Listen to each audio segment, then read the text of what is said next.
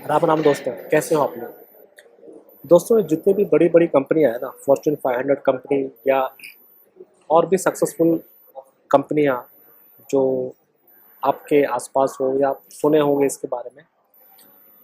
जितनी भी successful company है, इनके जो सीईओ और जो इनके टॉप मैनेजमेंट है, जो पॉलिसी इम्प्लीमेंट करने में इनका बड़ा रोल होता है, ये जितनी भी बिजनेस प्लानिंग, बिजनेस स्ट्रैटेजी बनाते हैं, ये जो भी अपने सीक्रेट फार्मूला इम्प्लीमेंट करते हैं बिजनेस को सक्सेसफुल बनाने में, अगर मैं आपको दावे से कहूँ कि ये सब स्ट्रैटेजी, ये सब प्लानिंग जो है ना, ये ऑलरेडी भगवान श्री कृष्ण ने आपको मेरे को 5000 साल पहले ही दे दिया। कुछ नया नहीं है, सब हमारे पास पहले से था। तो क्या आप इस बात को बिलीव करोगे क्या दोस्तों? इतनी बड़ी बात ना मैं हवा में नहीं कर रहा हूँ। इस वीडियो के एंड में मैं आपको बताऊंगा कि कैसे मॉडर्न डे बिजनेस में ये सब जो स्ट्रैटेजीज हैं, जो इम्प्लीमेंट हो रहा है, वो ऑलरेडी भगवत गीता में मेंशन है। ये मैं आपको विद प्रूफ आपको मैं दूंगा। मैं ये भी नहीं कह रहा कि जितने भी टॉप सीईओज हैं या जो टॉप मैनेजमेंट के लोग हैं, सभी लोगों ने भगवत गीता पढ़ा होगा, ऐसा भी नहीं है। कुछ लोगों ने पढ़ा होगा, मगर मैक्सिमम लोगों ने नहीं पढ़ा। मगर जिन लोगों ने नहीं पढ़ा है ना, उनको यही नॉलेज वाया वाया उनको मिला होगा, किसी बुक के थ्रू इनको मिला होगा, या इनके कोई मेंटर होंगे जो इनको बताया होगा। ओवरऑल इनको वाया वाया वही चीज़ मिलेगी जो भगवत गीता में लिखा हुआ है। दोस्तों, भगवत गीता का एक एक चैप्टर जो है ना, वो एक एमबीए कोर्स से बढ़कर है। इसका नॉलेज भरा भरा है। इसका जो एक एक वर्स है, इसमें बहुत सारा लर्निंग हमको मिल जाता है। आज मैं आपको चैप्टर 1 वर्स 1 के बारे में बताऊंगा। इसमें कुछ चीज़ें हमको सीखने को मिलती है। फॉर एग्जांपल, कुछ चीज़ें आपको अवॉइड करना है बिजनेस में, ये मैं आपको बताऊंगा। और कुछ चीज़ें आपको इम्प्लीमेंट करनी है, ये हमको भगवत गीता का फर्स्ट चैप्टर फर्स्ट वर्स से हमको सीखने को मिलता है। क्या है फर्स्ट वर्स? पहला श्लोक है, धर्म क्षेत्रे कुरुक्षेत्रे समवेता युत्सवा मामका पांडवाश्चैव किम कुरुवता संजया।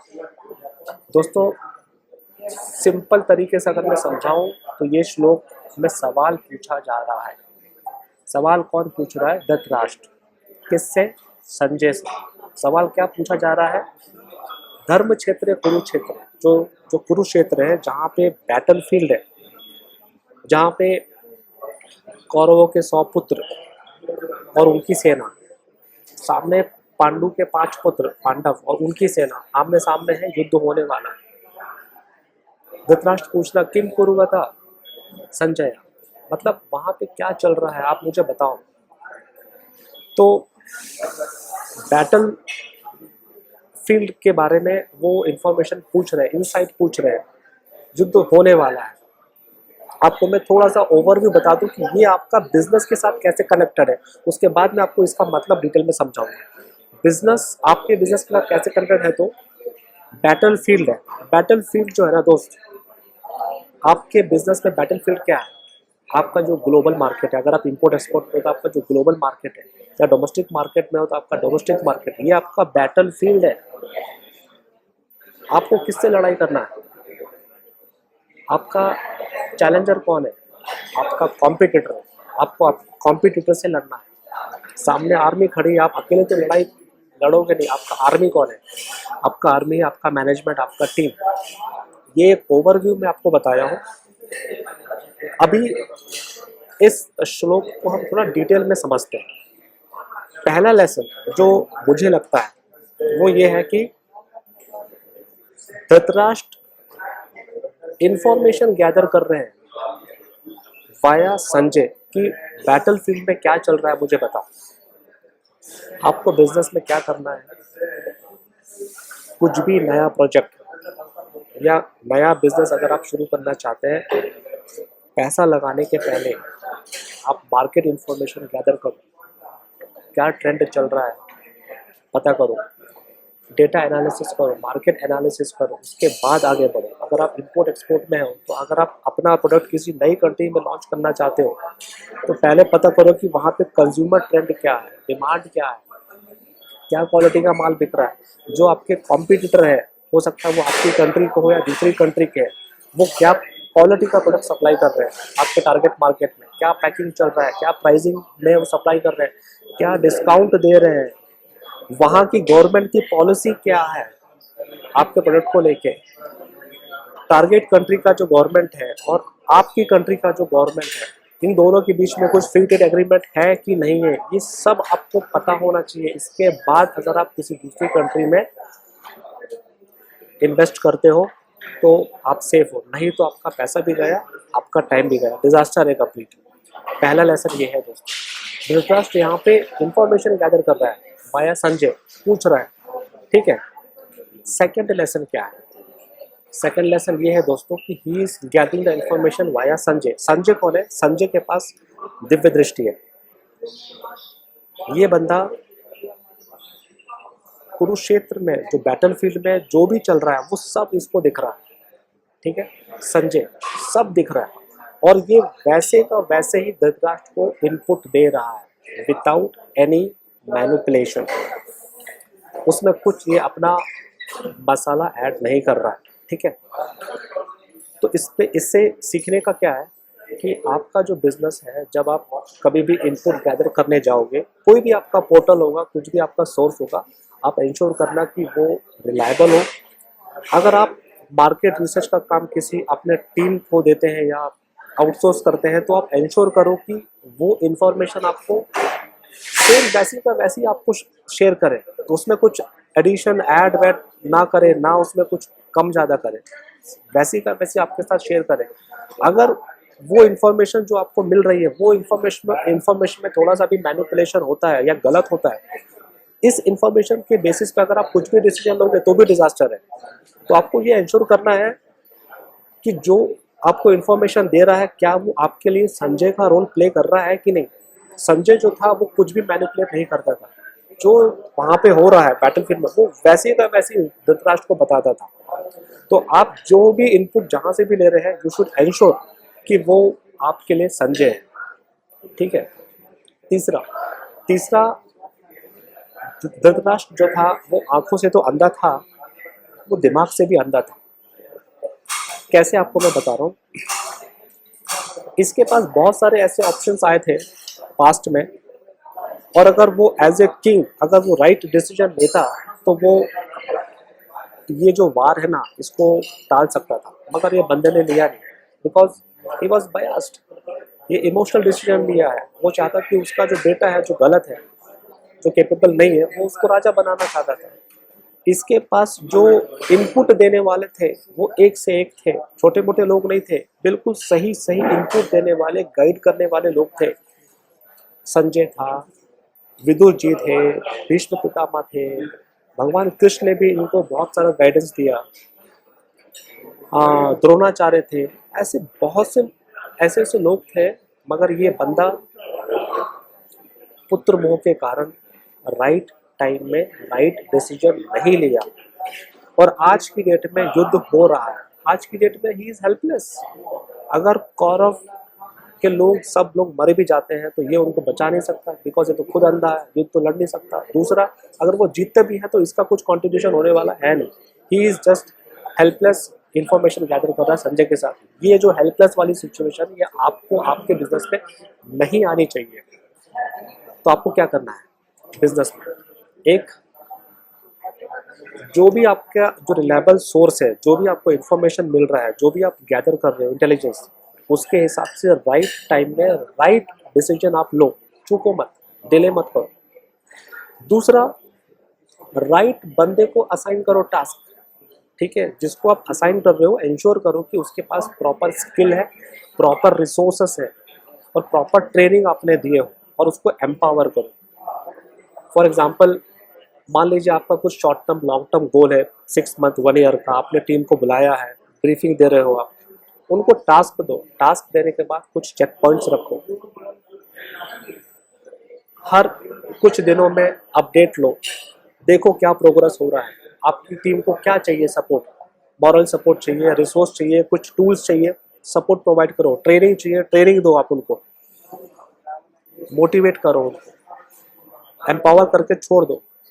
ये अगर आप बीच बीच में करते रहोगे तो क्या होगा, जो लास्ट में जो डिजास्टर आप देखोगे वो आप बच जाओगे। काफ़ी सारी चीज़ें कंट्रोल में रहेगी, राइट डायरेक्शन में प्रोग्रेस होगा और आपको सक्सेस मिलने का चांस बहुत ज़्यादा हो जाएगा। अगर आप एम्पावर नहीं करेंगे, टीम को फ्री हैंड नहीं देंगे, प्रॉपर ट्रेनिंग रिसोर्स नहीं देंगे और कंप्लीटली अगर टीम के ऊपर आप डिपेंडेंट हो जाएंगे तो कई सारी चीज़ें धीरे धीरे आपके हाथों से चली जाएगी। एक टाइम ऐसा आएगा कि आप हेल्पलेस वाला फील करोगे, जो धृतराष्ट्र फील कर रहा है एट प्रेजेंट। वो नहीं होना चाहिए। इन्वॉल्वमेंट होना चाहिए, एकदम ज़्यादा इन्वॉल्वमेंट आपका नहीं होना चाहिए। दो कारण है, ज़्यादा इन्वॉल्वमेंट होगा तो आप एज ए लीडर, आपके तो बहुत सारे काम होंगे एज ए लीडर, तो आप एक ही काम में लगे रहोगे तो बाकी का काम इफेक्ट होगा। तो आप एक लीडर का परिचय देते हुए आप ज़्यादा इन्वॉल्वमेंट मत हो, कंट्रोल्ड टाइप से आप अपनी टीम को अपडेट दो और उनको सपोर्ट करो। दूसरा, माइक्रो मैनेजमेंट नहीं करना है दोस्तों। माइक्रो मैनेजमेंट करोगे तो भी आपका डिजास्टर है। इन्वॉल्वमेंट का मेरा मतलब ये नहीं कि आप माइक्रो मैनेजमेंट करो, इन्वॉल्वमेंट आपका लिमिटेड होना चाहिए एज ए सीईओ, ठीक है। मैक्सिमम लोग आज भी माइक्रो मैनेजमेंट करते हैं, जो कि ठीक नहीं है। थोड़ा आप इस पर ध्यान देना। अब आप कहोगे यार कि एज एन इंडिविजुअल मैं कितना कहाँ पे फोकस करूँ, तो दोस्तों इसका सोल्यूशन ये है कि अगर मान लो आपकी कंपनी में 10, 15, 20, 25, 50 लोग हैं तो आप कुछ हद तक फिजिकली आप इन्वॉल्व हो सकते हो। मगर आपकी कंपनी में अगर मान लो 500, 600, 1000 लोग हैं तो आप कैसे, आप नहीं हो पाएगा। तब जो रिपोर्टिंग मैनेजर है ना, जो लीडर है, उनके साथ आप इनपुट लो, इनपुट दो, सपोर्ट करो, ये आप कर सकते हो। और मैक्सिमम हर बड़ी कंपनी में बोर्ड मीटिंग में ये होता है। प्लस आप पॉलिसीज भी इम्प्लीमेंट कर सकते हो, पॉलिसीज के द्वारा भी आप काफ़ी चीज़ें कंट्रोल कर सकते हैं और कई सारी चीज़ों को राइट डायरेक्शन में आप राइट डायरेक्शन में आप उसको इम्प्लीमेंट भी करवा सकते हैं। ये आप कर सकते हो दोस्तों। तीन चीज़ें आपको इससे सीखने को मिल रहा है। एक ये था कि इंफॉर्मेशन गैदर करो, दूसरा राइट रिसोर्स होना चाहिए, he should be your Sanjay, तीसरा राइट टाइम में राइट डिसीजन आपको लेना है। ये तीन चीज़ें इस एक श्लोक से सीखने को मिलता है। अभी दोस्तों आपको मैं कुछ एग्जाम्पल देता हूँ, मॉडर्न कंपनीज कैसे ये पॉलिसीज को इम्प्लीमेंट कर रही है, किस तरीके से इम्प्लीमेंट कर रही है। पहला एग्जाम्पल दोस्तों, आपने सन त्जू की किताब आर्ट ऑफ वार, इसके बारे में तो सुना ही होगा, बहुत अच्छी किताब है। 5th सेंचुरी में लिखा गया था किताब। इसमें एक कोट आता है, if you know the enemy and no yourself you not fear the result of A 100 battle. इसका मतलब ये है कि आपका जो भी शत्रु है, इसके बारे में आपको मैक्सिमम इंफॉर्मेशन गैदर करना चाहिए। साइमल्टेनियसली आपको आपके बारे में भी ज़्यादा पता होना चाहिए, आपका स्ट्रेंथ क्या, आपका वीकनेस क्या है, शत्रु का स्ट्रेंथ क्या है, शत्रु का वीकनेस क्या है। इससे आप ज़्यादा अच्छे से अपने आप को प्रिपेयर कर पाओगे। ये बेसिकली शॉर्ट एनालिसिस की तरफ ही जा रहा है। आज के मॉडर्न डे बिजनेस में भी आप यही देखोगे कि मैक्सिमम कंपनियां इंफॉर्मेशन गैदर करती है, अपने कंपटीशन को समझना होता है और उसके बाद डिसीजन लेते हैं। ये 5th सेंचुरी में किताब आई, भगवत गीता में तो 5000 साल पहले ही आ गए। आपको दूसरा एग्जांपल बताता हूँ, Napoleon Hill think and grow rich 1937। इसमें एक कोट आता है, the starting point of all achievement is desire, keep this constantly in mind, weak desire bring weak result. Dhritarashtra, उसका वीक डिजायर था, वो अपने नालायक लड़के को राजा बनाना चाहता था और इस चक्कर में इसने बहुत सारे अच्छे अच्छे अफसर गवा दिए राइट डिसीजन लेने में। अल्टीमेटली डिजास्टर हो गया उसका पूरा। सेम वे आपकी कंपनी में भी आपका जो डिजायर होना चाहिए ना, वो वीक नहीं होना चाहिए, स्ट्रांग होना चाहिए, इमोशनल नहीं होना चाहिए। थॉट में आपका क्लैरिटी होना चाहिए। तो ये बात तो 1937 में नेपोलियन हिल बता रहे हैं, भगवत गीता में तो 5000 साल पहले भगवान श्री कृष्ण ने बता दिए। तीसरा एग्जांपल आपको देता हूँ, साइमन सिनेक स्टार्ट विथ वाई, 2009 में किताब लिखा हुआ है। इसमें एक कोट आता है कि great leader are those who trust their gut, they are those who understand the art before the science. यहाँ पे साइमन सिनेक यही एम्फेसाइज कर रहे हैं कि आपके पास कितना भी इंफॉर्मेशन हो, कितना पुख्ता इंफॉर्मेशन हो, मगर एज अ गुड लीडर आपको बोल्ड डिसीजन लेना पड़ता है। तो बोल्ड डिसीजन लेने के पहले आपके पास प्रॉपर इन्फॉर्मेशन होनी चाहिए। धृतराष्ट्र जो था वो कमज़ोर राजा था, इमोशनल था, उसके पास इन्फॉर्मेशन पूरी थी मगर वो इमोशनल डिसीजन लेता था। आपको अपने बिजनेस में इंफॉर्मेशन आने के बाद आपको इमोशनल डिसीजन नहीं लेना, आपको बोल्ड डिसीजन लेना है, टफ डिसीजन लेना पड़ता है एज अ लीडर। कभी कभी बिजनेस में मैक्सिमम लीडर्स को टफ डिसीजन लेना पड़ता है, तो वो इमोशनल नहीं होना चाहिए।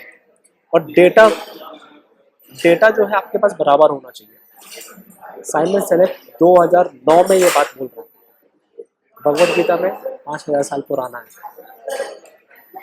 अब दोस्तों आप ये बताओ कि साइमन सिनेक की बात, think and grow rich, art of war, यहाँ से मॉडर्न डेज के जो बिजनेसमैन हैं इन लोगों ने तो बहुत इंस्पिरेशन लिया होगा, ये स्ट्रैटेजीज इम्प्लीमेंट भी करा होगा और इनसे उनको सक्सेस भी मिला होगा, बराबर, गलत नहीं है, ठीक है। मगर अल्टीमेटली डायरेक्टली इनडायरेक्टली ये भगवत गीता का ही तो पॉलिसीज इम्प्लीमेंट कर रहे हैं। सवाल ये नहीं है कि संजू को कहाँ से पता चला, नेपोलियन हिल को, साइमन सिनेक को कहाँ से पता चला, ये फार्मूला। कहने का मतलब ये है कि ये सब जो लेटेस्ट बिजनेस पॉलिसीज़ हैं या स्ट्रैटेजीज़ हैं ये नया नहीं है, नई तरीके से कई सारे एक्सपर्ट लोगों ने पेश किया है, मगर ये ऑलरेडी अच्छी तरीके से भगवत गीता में मेंशन है। अनफॉर्चुनेटली हम वो कॉलोनियल हैंगओवर से अभी तक बाहर आए नहीं है। कोई वेस्ट से अगर सेम चीज़ हमको बताता है तो हम ज़्यादा इम्प्रेस हो जाते हैं अनफॉर्चुनेटली, मगर क्या करें। एनीवे, तो भगवत गीता का फर्स्ट चैप्टर फर्स्ट श्लोक से हमको जो भी सीखने को मिला ये मैंने आपके साथ शेयर किया हूँ। आपको लगता है कि कहीं मैं गलत हूँ या स्कोप ऑफ इम्प्रूवमेंट है तो आप मुझे बताइए। नेक्स्ट वीडियो में श्लोक 2 के साथ मैं आपके साथ डिस्कस करूँगा। फिलहाल इस वीडियो में इतना ही, मिलते हैं अगली वीडियो में, तब तक के लिए राम राम, जय श्री कृष्ण।